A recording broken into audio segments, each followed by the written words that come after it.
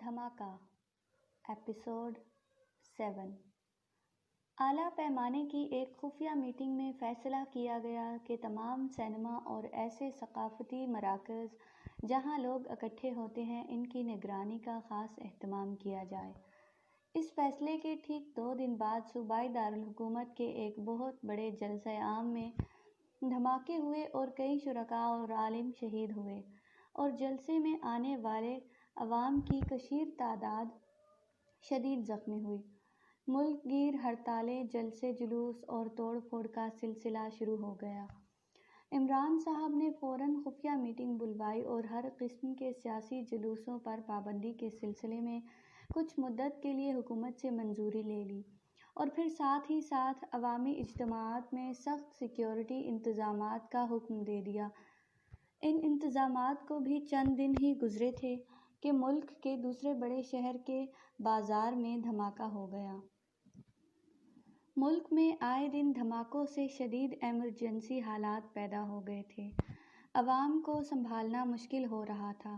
عوام کا خیال تھا کہ یہ حکومت کی کمزوری ہے اور وہ صورتحال سے نمٹنے کی اہل نہیں۔ پھر وہی توڑ پھوڑ کا سلسلہ شروع ہو گیا۔ سر، اگر آپ اجازت دیں تو میں ایک بات کہوں؟ ایک بہت ہی اہم افسر نے درخواست کی۔ جی فرمائیے۔ سر، جو بات میری سمجھ میں آئی ہے وہ یہ کہ جو فیصلہ ہم اپنی میٹنگ میں کرتے ہیں وہ فیصلہ تخریب کاروں تک پہنچ جاتا ہے۔ کیا مطلب؟ عمران صاحب سمیت کئی دوسرے افسروں نے بیک وقت اس پولیس آفیسر سے گہری نظروں سے دیکھتے ہوئے کہا۔ سر، اگر آپ اجازت دیں تو میں ایک بات کہوں؟ ایک بہت ہی اہم افسر نے درخواست کی۔ جی فرمائیے۔ جو بات میری سمجھ میں آئی ہے وہ یہ ہے کہ جو فیصلہ ہم اپنی میٹنگ میں کرتے ہیں وہ فیصلہ تخریب کاروں تک پہنچ جاتا ہے۔ کیا مطلب؟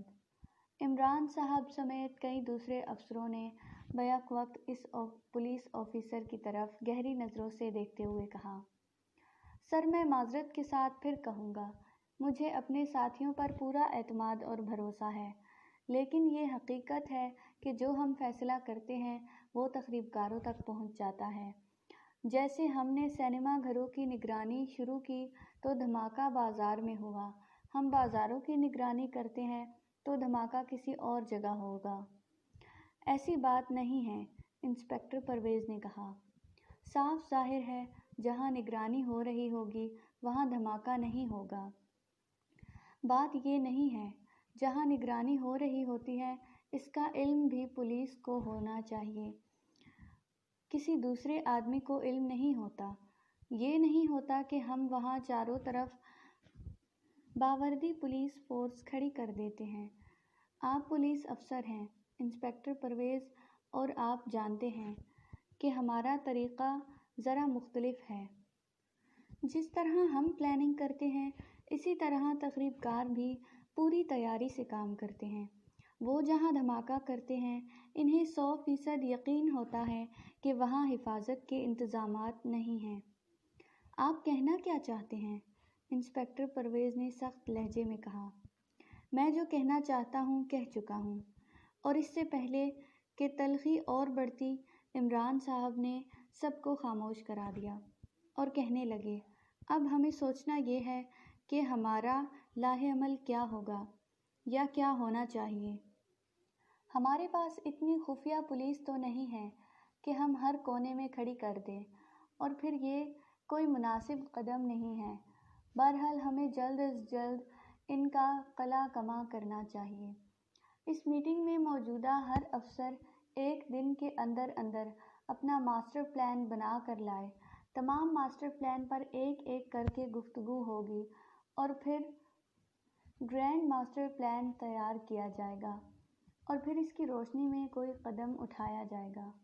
ذیشان چھپ کر خفیہ میٹنگ کی کارروائی سن رہا تھا۔ جوں ہی میٹنگ ختم ہوئی وہ جلدی سے جا کر اپنے کمرے میں سو گیا۔ اس کا خیال تھا کہ یہ لوگ صرف میٹنگ کرتے رہتے ہیں، اگر اسے کسی طرح تخریب کاروں کے اڈے کا پتہ چل جائے تو وہ اسے انہی کے بوم سے اڑا دے، اور یہ سوچتا ہوا سو گیا کہ کل پھر وہ تقریب کاروں کے اڈے کی تلاش میں نکلے گا۔